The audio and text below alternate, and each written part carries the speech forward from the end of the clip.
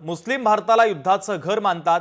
बाबासाहेबांनी फाळणीपूर्वी पुस्तकामध्ये लिहिलंय। गोपीचंद पडळकर यांनी हे वक्तव्य केलं आणि पडळकरांच्या या वक्तव्याने आता नव्या वादाची शक्यता आहे। महत्त्वाची ब्रेकिंग न्यूज आपण पाहतोय। मुस्लिम भारताला युद्धाचं घर मानतात, बाबासाहेबांनी फाळणीपूर्वी पुस्तकात लिहिलंय असं वक्तव्य गोपीचंद पडळकरांनी केलं। तर पडळकरांच्या या वक्तव्याने आता नव्या वादाची शक्यता आहे। जे जे मुसलमान राष्ट्र आहेत ते त्यांना इस्लामाचं घर वाटतं आणि जे जे गैर मुसलमान राष्ट्र आहेत ते त्यांना युद्धाचं घर वाटतं। म्हणजे भारत हे मुसलमानांच्यासाठी युद्धाचं घर आहे असं ते मानतात, असं मी म्हणत नाही। महामानव डॉक्टर बाबासाहेब आंबेडकर साहेबांनी 15 ऑगस्ट 1947 ला फाळणी होण्यापूर्वी जे पुस्तक लिहिलंय त्या पुस्तकात लिहून ठेवलंय।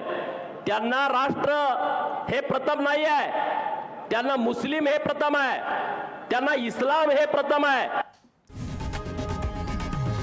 लोकशाही मराठी ऐका, पहा, जागरूक रहा।